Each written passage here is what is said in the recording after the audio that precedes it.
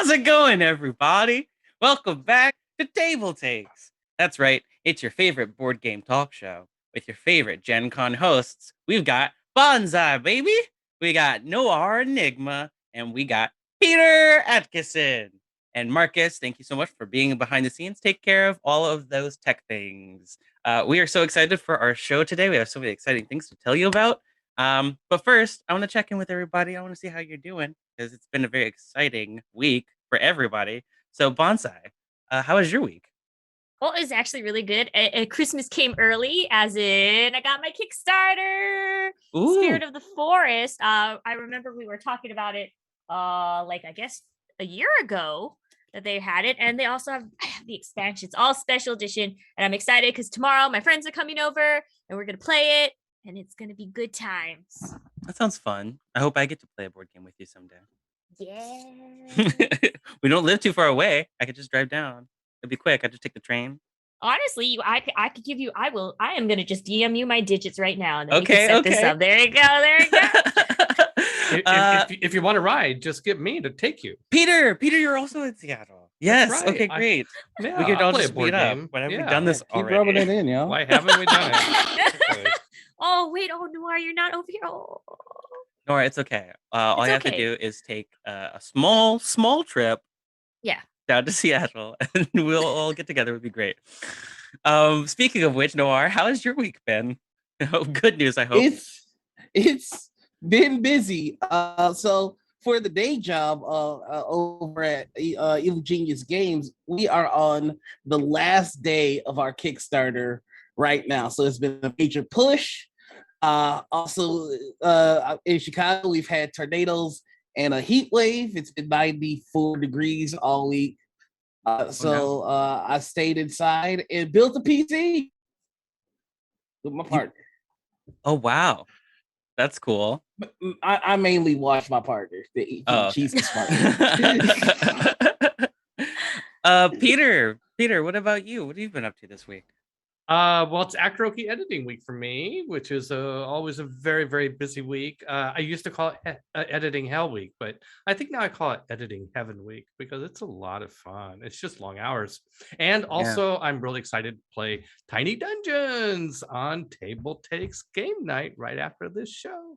I'm very excited too because I get to run it, and I haven't. I ran Parsley for you guys, but never got to actually show you how I Yeah. DM. So I hope you guys like That's it. right. That's right. I'm going to play Salamander. I'm very excited about it. Yeah, Salamanders regenerate from fire, so I'm going to carry a torch. yeah.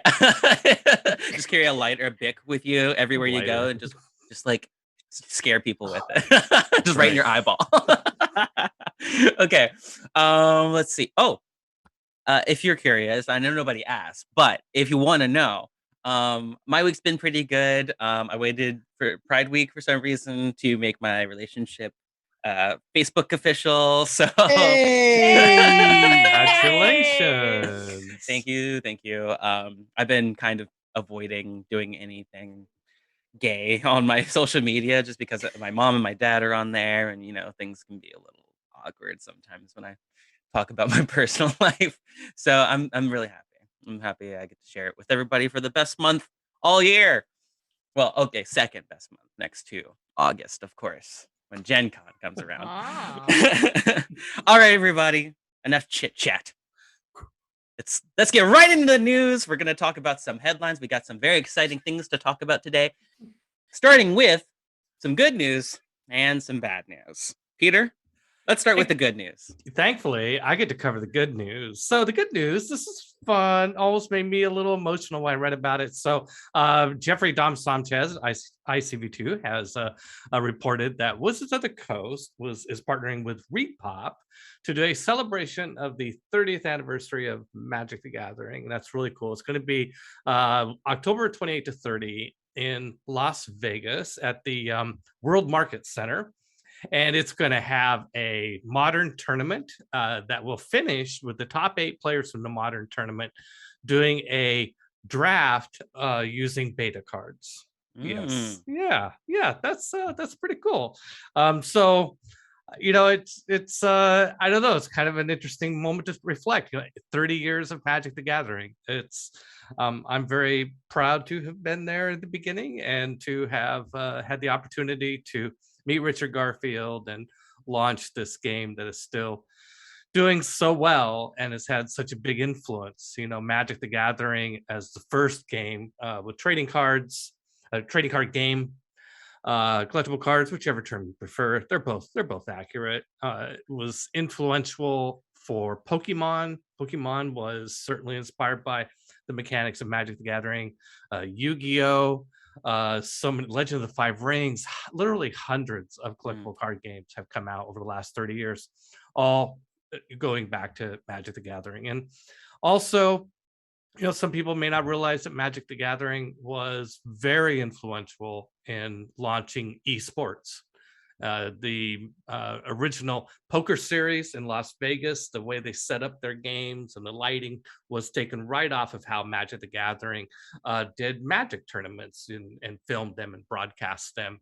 And the idea of playing tournaments for money and having leagues and competitions of Grand Prix events and Pro Tour events and World Championships, basically taking the idea of the sports model and applying it to a tabletop game, thereby providing an opportunity for people to be professional game players, not just something that geeks could do professionally, not just athletes. No offense to athletes, of course, that's great. But I think that's absolutely fantastic. So Magic's had a huge impact on the world. And it's great that WotC is taking a moment to reflect on that and promote it. And so I wish him the best of luck. Magic has certainly grown a lot since the last anniversary. I know the 20th anniversary edition tournament that they did, it was only like $70,000 or something like that. And it's just grown since then. I'm hoping the prize pool is something like $1 million or something crazy. Because, I mean, if anything, Magic the Gathering is even more widely known now. I mean, if this year is any example, like, look at all the crossovers and mashups that we're getting for editions this year. I know. Well, when we launched the Pro Tour in, I think it was 1996, it was originally called the $1 Million Pro Tour because that was the amount of prize money that was put into the Pro Tour tournaments throughout most of the 90s. And I think sometime in the aughts, that number was reduced back. But, the idea of putting up a cash purse and, I understand the controversy around it too, and what sorts of behaviors it can have. But I think it's great that there's that opportunity for people who want to compete intellectually and not just people who want to compete physically. Well, that is certainly some good news. Thank you so much, Peter. But Yeah. unfortunately, we have to turn it over to our Dark Lord, the Noir Enigma, for the bad news. What do you have? Yeah, that's for us? right. I got nothing but bad news for you, baby. Speaking of Wizards of the Coast taking a minute, Wizards of the Coast announced that a portion of the Double Masters 2022 product line will be delayed. WotC says that a portion of the Double Masters 22 collector boosters will be delayed in North America for 1 to 2 weeks after the set release. The delays were blamed on both production challenges and the ongoing global supply issues. As a result, collector boosters will likely have a limited availability initially. This could be a potentially major blow or boon for this product line. The collector booster displays for this set have only 4 packs each and are clearly aimed at customers with significant amounts of disposable income. So this may make something that was designed to be a rare nerd luxury even more rare. So this could end up working out for WotC, but one thing is for sure: it may not be working out for the collectors of Magic, as it's going to take some time for you to get your hands on this. Well, I think at least the Magic players I know are pretty patient. So, I mean, I think they have been. What I heard Noir was that some things haven't changed in the last 30 years in the world of Magic the Gathering. Oh man, yeah. Yeah. Oh, the tension between having enough cards to play and having them collectible. Oh yeah, that's a good topic. I know a lot of people were really looking forward to that Liliana reprint and a couple of the other reprints that were like really, really exciting. There was like one of the biggest sets of the summer that people were looking forward to. So hopefully, not too much longer. We don't have to wait for this kind of stuff. But if there's one thing I remember most about my time working near in proximity to Card Kingdom, it was the long lines outside the door, people waiting to get all their products and all the pre-orders and stuff like that. So I can only imagine all of the uh, FLGS that are just freaking out or like scrambling to try to find something else to keep people's attention so they don't run away.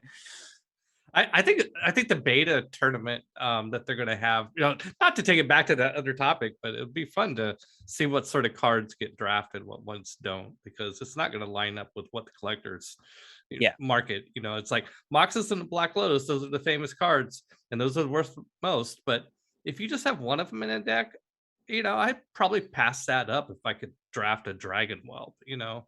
Yeah. Well, I mean, yeah, sorry, go ahead. I was just gonna say the prices of these cards on the secondary market are gonna shoot through the roof if they're popular enough. Yeah, So, absolutely. I mean, We'll Double have to Masters, see. all of the Masters, but like Double Masters in particular has always been super popular. But there's no shortage of Magic the Gathering stuff. I mean, people have plenty of stuff to keep their attention. But speaking of plenty of stuff, we have another headline coming to you from WotC, and this one's a big one. So in the past, we've talked about Spelljammer. Well, I hope you are ready for more Spelljammer because the collector's edition is coming out, and it just got announced at a pretty high price point, $750. So if you're wondering what comes in this box, don't worry, you're getting a lot of stuff. Mainly a ton of miniatures. So you get the pre-painted miniatures booster set.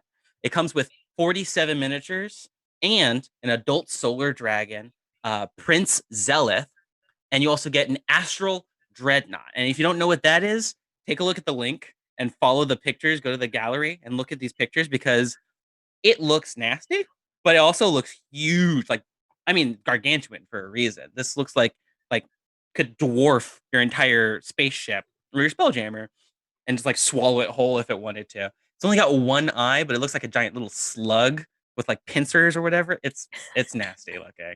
Looks like it's gonna be really fun to use. It's so detailed. We're gonna get Kathy to paint it. That'd be fun. Yeah. Oh my gosh, what a monster to paint. A lot of these come pre-painted too, which is really cool. Well, I think at that price point, doesn't it come with a Dungeon Master?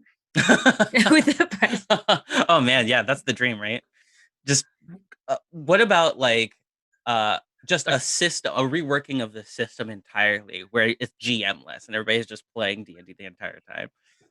Yeah, or a coupon. They could have done like a coupon where you go to Roll20 or one of these great sites, and you've got a free game run by some good dungeon master. Yeah. I don't know. It's Like a if piece it's of a GM in every box, you have to buy the A complete piece set. of- I mean, with that saying, I mean, it would fit in the Spelljammer universe instead of having a human GM, have a computer AI GM. That those technologies coming out. So there you go. And maybe there's Ideas. like 20 of them, and you got to catch them all. Ooh, space Pokemon. I like it. As an added exclusive, you're also getting the 24 promotional miniatures, as well as the collector's box that has a young lunar dragon figure, which sounds pretty cool. Maybe a animal companion if you're brave enough. And a multi-page checklist booklet, which is very confusing to me. We don't have a picture of it. We don't know exactly what it's for. And at this price point, I'm assuming you get some books as well. But a checklist booklet, like what would you have to put in the checklist? What are you checking off? Is there like a space treasure hunt or something? Is there mystery boxes? Because I know for like those, like a lot of things nowadays have gone with like mystery boxes. As a lot of companies are towards that like gotcha system. And that could just be like, hey, you want to see if you get multiples? Because it didn't say it's all different model sets. I don't know. That's if there's a checklist, maybe it's just to make sure you get all of them. So you could be like, hey, I paid $750. I didn't get this set that's also promised to me. So that might just be assurance or security. I don't know. I'm just making wild guesses. It does come with a booster set or 47 miniatures from a booster set. So I think you're probably right. I think there is some opportunity for trading and collecting with people in the community. Just hop on your local Discord or your local FLGS Discord and just start asking people if they have anything that they want to trade with you for this, amount of content that you're paying for. I mean, there better be something extra. But speaking of something extra, we have another Kickstarter. Sorry, actually, not a Kickstarter, something different. Bonsai, tell us more. Yes, indeed. We are going to head and there's an expansion into the crowdfunding platform. Most of you might be familiar with the name BackerKit. It's a comprehensive pledge manager that helped with a lot of course, other people like setting up their like crowdfunding sites and everything like that. Well, they just announced that they're doing their own crowdfunding platform with the very, very awesome name of Crowdfunding by Kit, my backer kit. I feel like, I'm sorry, this is my opinion, but maybe something with more of a hook would also be appreciated for this. But besides that, with GameFound, GameFound, of course, is another competing pledge manager, also running its own crowdfunding site. This move isn't unexpected. It's going to be good. I like that there isn't a monopoly in crowdfunding, as we know. A lot of people automatically go to Kickstarter, but there's also sites like Indiegogo, and of course GameFound, and now BackerKit. So more options, is better not for the customers, also for these emerging game designers and artists that want to make something for themselves. They can choose between all of these companies to see which one works the best. And I'm actually really surprised how tight-lipped crowdfunding by BackerKit was, because they just basically, as soon as they announced it, they name dropped 40 large products that are already planned to release, with huge names being part of it. Some of the names, for example, being sorry, I have problems pronouncing this word. Self or Hollow Fair Games, the makers of Gloomhaven. Sorry, I'm really bad at pronouncing things. That's okay. Cephalofair Games, the makers of Gloomhaven, will be running a campaign for the new Gloomhaven and Frosthaven minis in early 2023. Leader Games, the folks, of course, behind Oath and Root, will be launching their next project on BackerKit. Monty Cook Games will be running a campaign for their The Wired like a tabletop RPG toolkit for making weird encounters. And Greater Games, just like there's so many names that are on here that's why I'm surprised that nobody leaked this information before. Wow. What do y'all think now that there's more competition? Well, I think it's so BackerKit is famous for helping people who do Kickstarters get all their fulfillment done and everything like that. So, but the process of fulfillment and the process of crowdfunding has always been kind of separated, and so it makes you wonder if they're going to make that more seamless. Like if like, hey, run a game on crowdfunder on BackerKit, maybe they take a bigger cut, but in exchange, there's more integration of the types of services you need to fulfill. I mean, it strikes me that that's the opportunity for improvement in this sector, is to do more to help Kickstarter people who do Kickstarters fulfill their obligations. So just kind of working behind the scenes, BackerKit has been slowly expanding the different things that they provide. They started with helping with fulfillment. Then they've kind of stretched into helping with marketing, acquiring new sources. So it's not surprising to see them kind of picking up the Infinity Gauntlet Thanos style and just say, I'll do it myself. I love that there's more competition. Kickstarter was like the default for so long. And we don't see competition too much anywhere these days anymore. So I hope. I mean, listen, there's never going to be like a new Burger King. Like Burger King is the Burger King, but I really hope that in this competition they innovate and make the process of I almost call it a Kickstarter of crowdfunding easier for indie developers, because that's what it was for.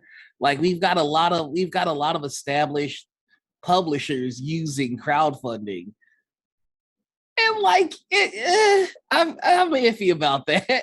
You know, I mean, I want this competition to help somebody with an idea and the passion that genuinely needs the funds, not an established publisher that just kind of wants to, you know. Well, I think BackerKit has planned for these projects to not just create the platform, have the platform available, but to change the platform, keep evolving. They're talking about growing and changing how their platform works so that it fits the needs of the people who are building their campaigns or trying to market them to other people. So I think with Kickstarter, we've got a platform that's worked really well, but they try to do a lot of different types of Kickstarters. I mean, obviously, we are going to report on all the tabletop stuff, but I mean, of course, everybody knows you could find a bunch of furniture and like weird things that people have invented. There's a lot of video games on Kickstarter, so I'm hoping that with BackerKit doing this, there's a little bit more focus on gaming, so that people who are looking for that kind of thing have an easier time finding them. Because I can say for sure, when I started working on the show with y'all, we had to look up through the different Kickstarters, which Kickstarter we're going to talk about, and their sorting system has a little bit to be desired. So I think that's something that BackerKit can definitely expand on. Well, if BackerKit continues to keep growing and continues to keep taking over different aspects of crowdfunding, they might be the next monopoly on crowdfunding. But speaking of monopolies, we have a very exciting announcement that comes to us from Dicebreaker, another article about a summer camp for financial literacy. And you might be wondering, wait, JV, monopoly, financial literacy, what do you mean? I mean exactly what you think I am. It's a Monopoly summer camp. It's a summer camp where you play 2-hour sessions of Monopoly every day. It's a week long and it's online. So unfortunately, you don't get to go out into the woods and crack out all your different like dice and things like that. Nobody's going to be cheating at, stealing a bunch of, money from a different set and then putting it into this set. And it's like, how does all this get here? No. What we're seeing is a family board game turned into a camp. Some of you have maybe seen the Dungeons and Dragons camps or some of the other video game camps or band camps and things like that, specialized camps to help kids get their education in an alternative way, like with the Boy Scouts, but for a very specific thing. Well, in this case, it's all about financial literacy. It's about learning life lessons about how to lose all your money and deal with that in like a calm, rational way, how to come back from the brink of extinction, or how to just crush everybody with all of your dominance over the board. It's about $250 per camper to get in to play Monopoly for a week. What do you guys think about that? As long as it's actually a genuine thing that helps people, because yes, you need to learn financial things. It's kind of like I kind of wish home ec was still in school so they could teach us the basics of how to do stuff, like like being an adult. There's a lot, especially because when you have to factor taxes and everything. I just hope it's going to be, especially because you're paying $200 for the kids to go to camp to learn about being smart about spending money. It just also the name. This is my own personal opinion, but when you slap the name of Monopoly, which has its own complicated of how that game was originally played and how it was originally developed to be, and what it is now, the monster that it is, I'm sorry, I don't care for Monopoly. Well, okay, that's fair. Yeah. That's totally fair, Bonsai. Well, But I yeah. have good news for you. It's not just going to be Monopoly. They're also going to be completing quizzes and printable activities. They're calling them monetary activities.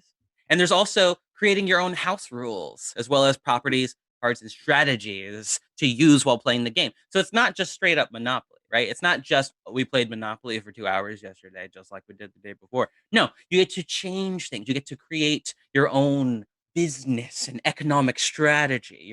You're becoming the entrepreneur at an early age.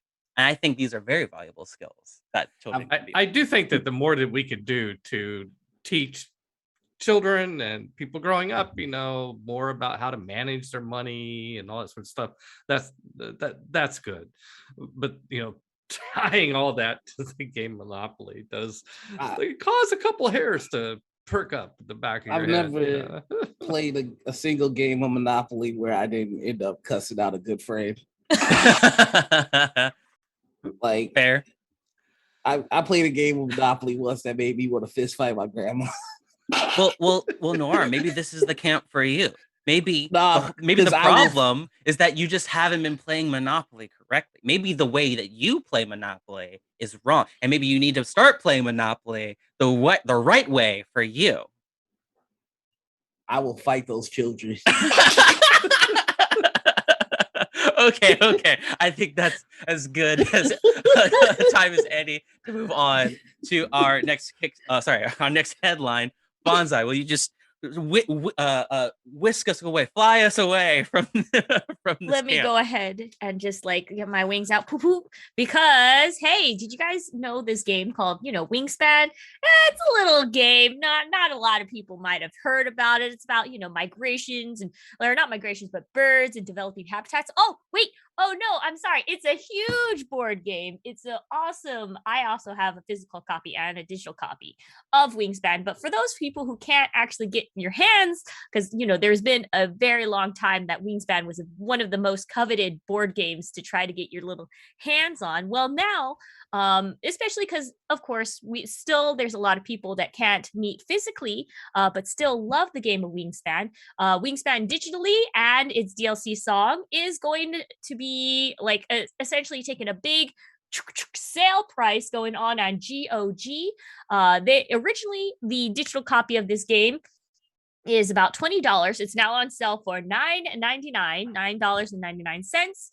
That's in US currency. The special edition, though, if you want the music and everything that comes along with it, that's going to be about $12.74. Of course, but if you were in Europe, it will just be about rounding off about $8.99, so it's about $1 cheaper if you happen to be in the European area. There's no word on how long this sale is going to last, but if you were one of those people that are like, hey, I want to get this game, I want to get a couple copies for my friends, let me tell you, I own it. It has a really cool intro, so if you want to just learn how to play the game, it's great. It's beautiful. I love Wingspan a lot, so that's why I wanted to share this little blurb with you all. All right. Well, I've never heard of GOG.com before, and just browsing through some of their stuff, it looks like they have a lot of digital stuff already, so they definitely know what they're doing. Yeah. Do you know anything about it, Nora? Yeah, GOG's been around for a bit. Like they're one of the OG PC game sellers. They've been around for a bit. Them, Green Man Gaming, Cheap Shark. It's a bunch of really cool places to buy PC games. So I'm excited to see this. Definitely excited. All right. Well, here's something to get excited about. Hey. We have an interview coming up with a very special person, and I think Peter wants to tell us more about them. Yes. Hope that came out correctly. Yes. Well, we will have an interview later in this show with Momentos, who is the winner of the Emerging Designer program for the Diana Jones Award. And so we will meet her later in the program. But she features in the regular Diana Jones Award that is given out annually. That's been happening for the last 20 some years. So the finalists for the Diana Jones Award this year have been announced, and they are, I'm here to tell about them. And one of them relates to Momentos, excuse me. And that is hashtag RPG SEA. Now, when I first saw that, I thought SEA, Seattle Tacoma International Airport. Nope, that's not it. It's Southeastern Asian creators of tabletop games, tabletop role-playing games mostly. And so this hashtag was started in 2019 to spread awareness and visibility for Southeast Asian creators of TTRPGs. And Momento specifically has designed a gorgeous and stunningly beautiful, stunningly useful website devoted to promoting SAA games. Also, she publishes a newsletter on what SEA creators are up to. And so she's got a lot of well-deserved recognition for this, and I'm sure we're going to hear more about it later in this show.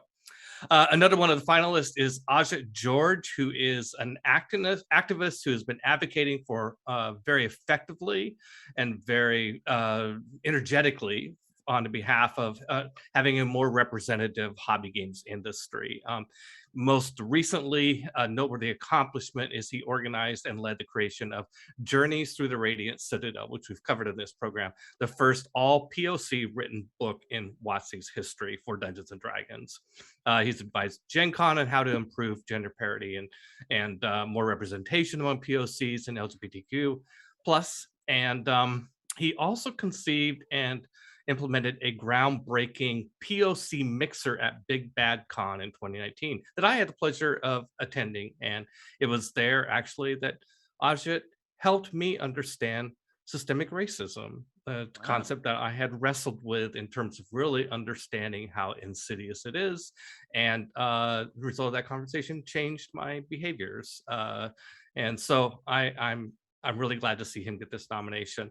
Another nomination, or another finalist, excuse me, for the Diana Jones Award, Haunted West. This is a tabletop RPG set in the Old West. This is from Chris Spivey's company, Darker Hue Studios. They were the ones that did the multi-award-winning TTRPG sourcebook called Harlem Unbound.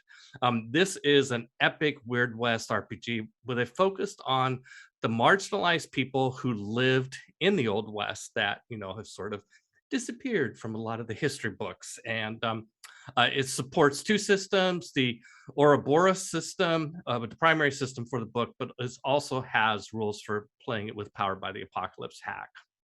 Another finalist is Mothership. This is a stunning space horror RPG that is fueled by its contributors and a community. This is a sci-fi horror RPG, combines next generation design, but with sort of an old school ethos of risk and reward.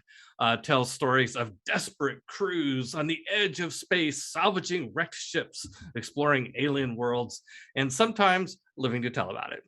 But the bedrock of this is the community that supports it, and it raised $1.4 million in a Kickstarter for a completely original, non-licensed RPG, not designed by Monty Cook.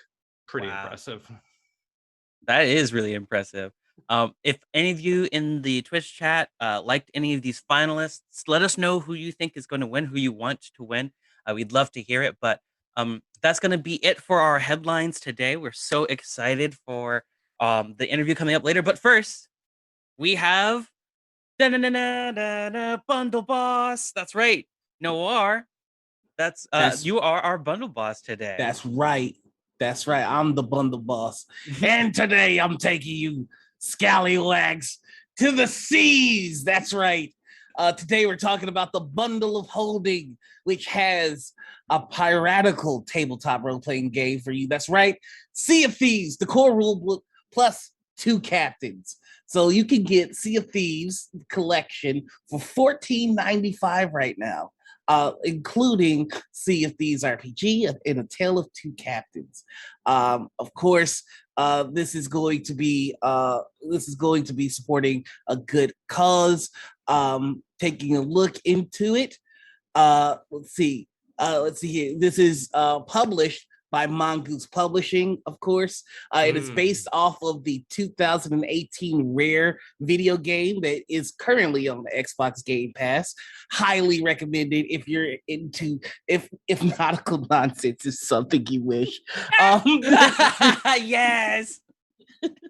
Well, of course, these books come DRM free, PDF ebooks for both the complete 291-page Sea of Thieves core rulebook and its 176-page rules expansion, Tale of Two Captains, which is a total value of $70, and you're getting it for $14.95. Yeah, you can't beat that. And all of it, of course, goes to an amazing cause. You can find more information about it at our Bundle Holding subreddit or the Bundle Holding website, which we have in the chat here for you. You've got 4 days, 5 hours, and 24 minutes to hop in on this. So do it now and sail the seas. Woo! That's Thank it. you Stop so receiving much. me. All right. Thank you, Bundle Boss. You have ended your shift, and now it is time to assemble the crowdfunder court. That's right.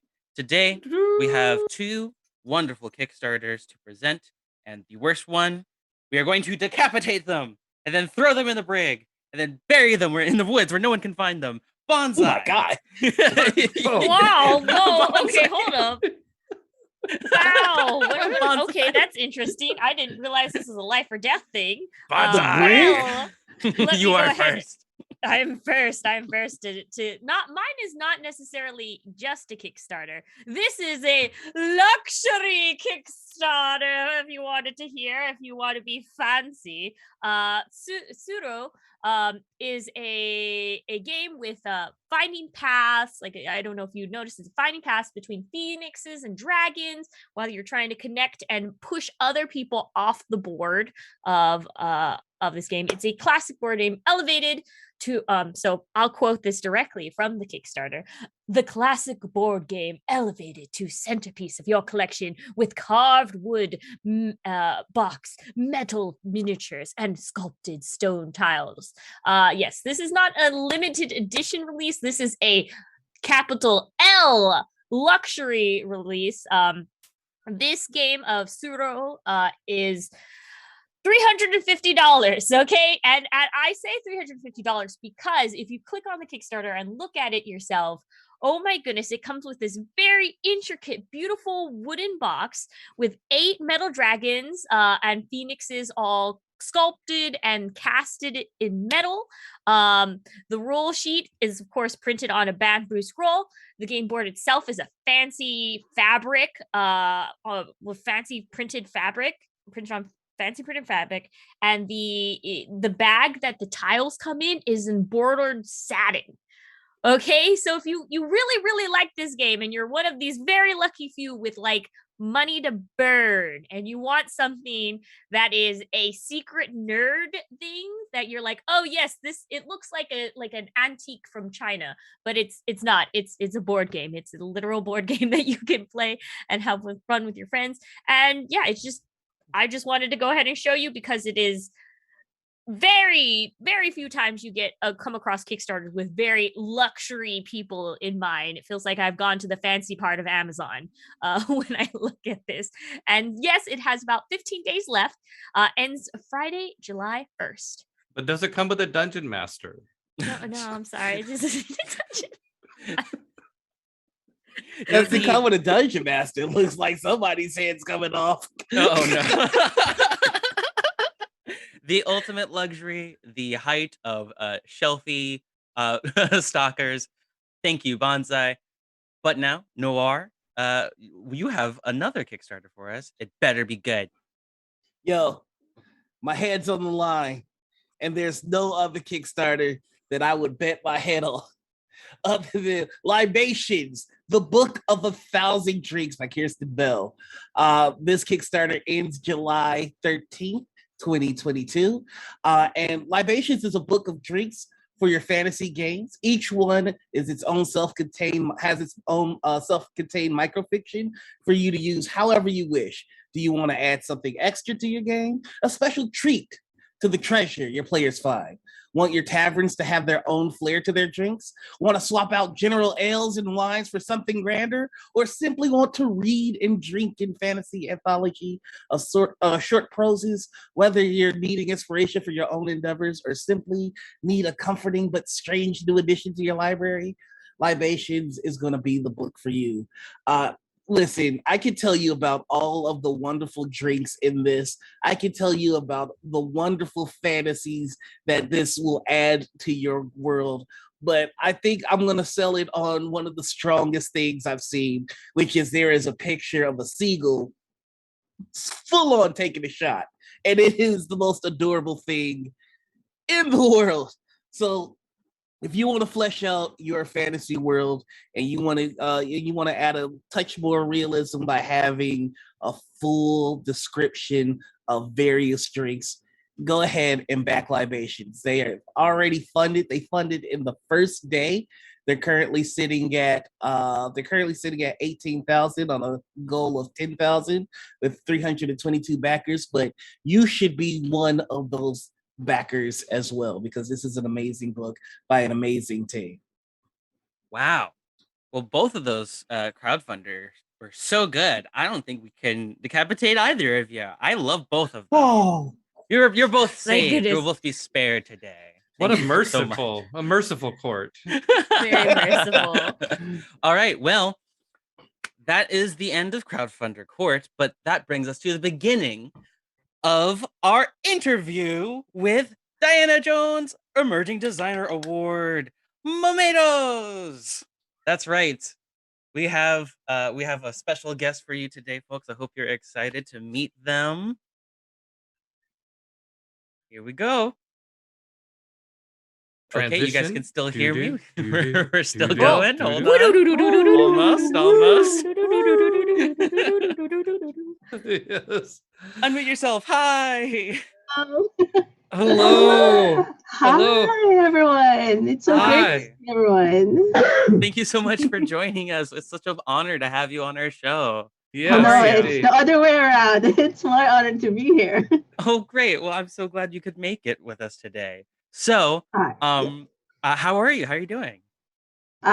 Still holding on. It is 5:40 a.m. here, Oh and my. I've had to do acrobatics with my sleep schedule, but I am alert and so happy to be here with everyone.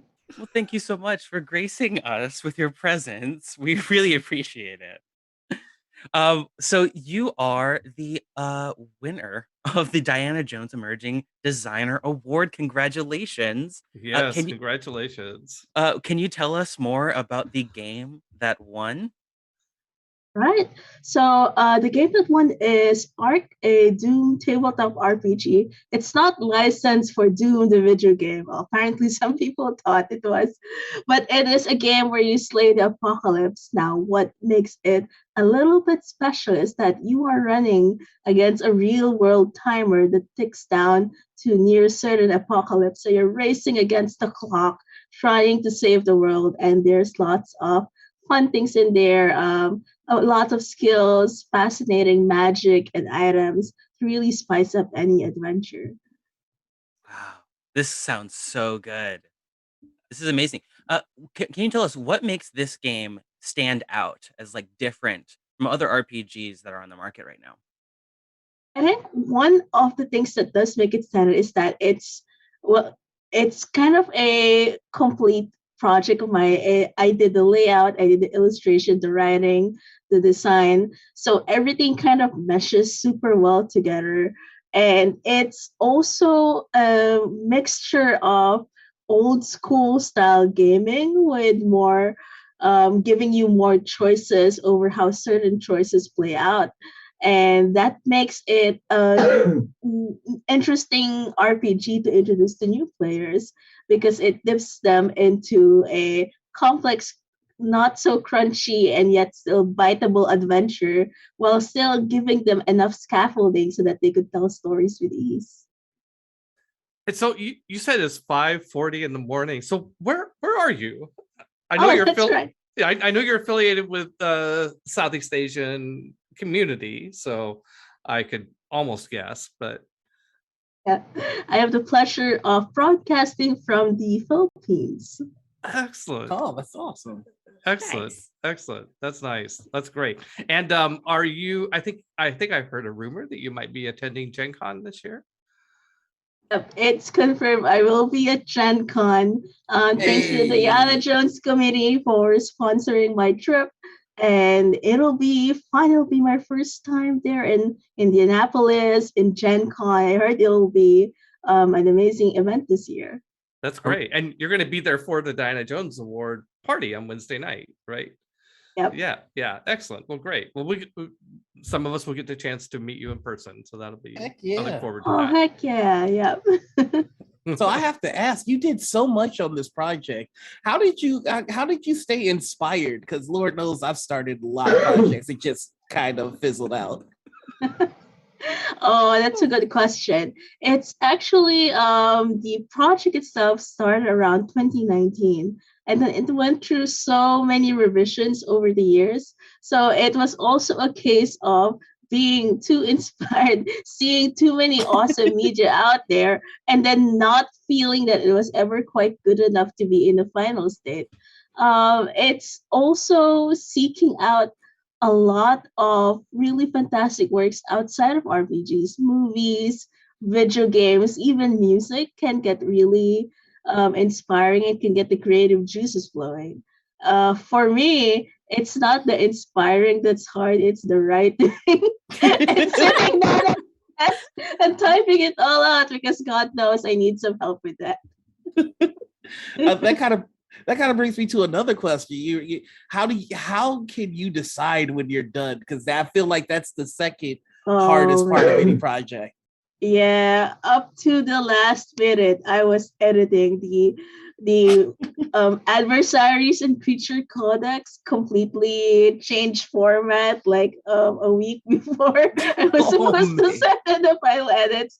I think saying goodbye to a work isn't a decision we make ourselves. It's usually a decision that the printer has to make for you, or the editor has to step in and make the humane decision to cut you off from it, because there's a very human desire to keep on creating, to keep on iterating. But if you do keep doing that, that means that people won't have the pleasure of accessing your product. It will always be in flux, and sometimes that can be detrimental to the experience of the player. Mhm. I mean, that is true. I mean, once you put it out there, there's really no validation until something like getting an award comes out. so I mean, like in the time between when the project was finished and being nominated, I mean, what's that like? Oh, well, luckily we had a successful crowdfunding, and that completely blew me away. Because I was only expecting this to be a small book. We were able to net a modest, but for me, a fantastic amount of in revenue, $86,000. But oh, more than that, it was 2,200 backers. And just imagining an auditorium filled with thousands of people saying, "Hey, I want your book." That was enough validation to last me for 10 years. Oh, that's wonderful. So what's next? Oh, sleeping right after this. I do hope to find more projects to help uplift RPGC, share more of our community's talents across the world, and hopefully work on either figuring out more lore for art or a next big RPG. Who knows? We'll see. I just need to write. Yeah. Oh no. With you now mentioning RPGC, does this feel like a awesome validation for the movement, for representing Southeast Asia? Oh yeah. RPGC has always had fantastic support from the international community, and I'm really thankful for that. But having it be a finalist as well as the Across RPGC website does mean really powerful validation that there is a space for voices outside the center, that the RPG industry is listening to many more people outside of the initially just small white majority space, and that's really gratifying. it's a really powerful feeling. Well, Momedos, we have a question from the Twitch chat. They want to know where they're going to be able to find you at Gen Con. Do you know if you're going to be in the expo hall or the exhibit hall, or if you're going to be somewhere outside of that? I will probably walking around lost. I don't have any specific booth. Although I do know there will be demo tables. There aren't any specific details about that yet, but I will be sharing them over at my Twitter at Momeros once we do get dates confirmed. If you want to try out art with me at Gen Con. Yay! All right, perfect. Oh. Nice. So Momedos, I know that you have worked on a lot of other projects too. Ark isn't the only RPG you've worked on, correct? Yeah, it's So not the only one. I've looked at your website and I saw a bunch of different ones, but one of the ones that stood out to me immediately, I'm sure you can guess, Capybara Capers looks adorable, and I have to know more. You know that was actually translated into Japanese and went briefly viral over Twitter. So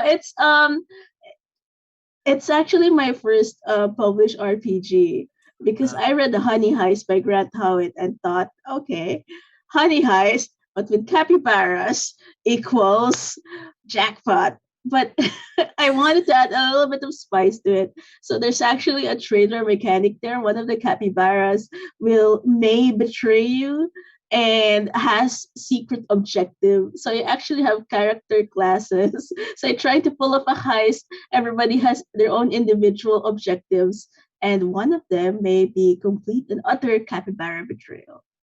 Wow. Ooh. That sounds so much fun. I know Honey Heist a little bit. I've been excited to play that, but it's so cool to hear that it was inspired by that. That's really awesome. Does anybody else have any more questions for Momedos? Well, is the rumor true that you're going to run ARC for all 200 members of the Diana Jones the Diana Jones party this year? I mean, that's the rumor going around. Unfortunately, they aren't able to find a big enough tent, so that has been postponed. Postponed. I'll take it. And I we should point out, you've just won this award, which is we're very proud for you, but you're still in the competition in a sense because hashtag RPG or RPGC, excuse me, is one of the finalists for the Diana Jones Award. It's such a tough it's such an amazing lineup this year. I mean, I feel like an ant among giants. How can you go against Ajit George, who's done so much for the community, to absolutely fantastic and stunning games? So whoever wins, it will be a big positive for the industry. For sure. It is tough. It's a really good lineup. It's one of those years where we're going, no matter who wins, we're going to be happy with this. We're going to be happy. Yeah. So the nominations it's become a point. I believe the Diana Jones has become an award interesting enough that the nominations themselves, all the nominations are, probably get a lot of pride for being that. I think it's good. So congratulations on that. Congratulations. Yeah. So before we let you go, sorry. Go ahead. Let me just say one important thing is that RPGC is a movement by a lot more other people. I think I am attached to the finalists because I made the website for it. But I'd like to recognize everybody who supported it, from Pam Punsalan, BJ Resho, Xiao Han, so many, I can't name all of them, but it's really such a fantastic movement. I agree. Thank you so much for joining us on the show today. So here's a quick question for you before we let you go. How can people find our ARC? How can people get a copy? All right. So to find ARC, you go to arc-rpg.com. And to follow more updates about me, it's just at momedos.com. All right. Sounds good. Well, thank you so much, Momedos, for joining us. Yes, thank you. I hope you have time to stick around just for a little bit while we finish up the show here. Well, everybody, thank you so much for joining us for this episode of TableTakes. That is going to be the end of our episode this week, but stick around because, of course, we've got TableTakes Game Night coming right up after this, where we'll be playing Tiny Dungeon using the Tiny D6 Tiny D6 system. We're going to be playing a brand new adventure run by yours truly. Then, right after that, don't go anywhere because we still got some joyful gaming to see with Sarah's Table. Sarah is going to be playing part 2 of Lady Blackbird. It's going to be very, very exciting. This Sunday, we've got Nerd Botchery Adventures continuing at 4 p.m. from 4 to 7 p.m. PST. It's going to be a lot of fun. It's going to be a lot of cosplay. You guys are going to love all of the different minis. Okay, so just to recap for everybody who may be joining us for the first time, our streaming schedule is packed. Every Monday, we've got board games with the Brothers Murph at 4 p.m. And on Tuesdays, we've got Out of Character with Mark Tassin at 4 p.m. We're going to see a brand new guest, Jean Ha and Kat Rombo. Very, very exciting. On Wednesday, we're going to have Actoroki Series 3. We're getting into movie night. That's right. We're so excited to see what the actors and the D&D players have put together for us. And on Thursday, we've always got Blood on the Clock Tower at 10 a.m. We've got lots and lots of opportunities for you to join us as we play social deduction bluffing game for 5 to 20 players. Plenty of space. Tune in. And at 4 p.m. right after that, we've got Roll with Rem Alternus. We've got interviews with creators, developers, and Shadowrun. Very exciting. All right. And of course, next week, tune in at 2 p.m. as always for more TableTakes game night, and Sarah's Table. Thank you so much to everyone for joining us. Thanks again, once again, Mamedos and Noir and Peter and Bonsai. Thank you so much for joining us for this episode. Remember, if you miss any of our programming, you can check out the videos on demand, the VODs here on Twitch or on YouTube 24 hours later, so you never have to miss an episode. Follow us here for more of the best 4 days in gaming all year long. We will see you around on the Discord, and we'll see you next week. And thanks to Marcus for keeping the wheels from falling off this show. Right. Thank you, Marcus.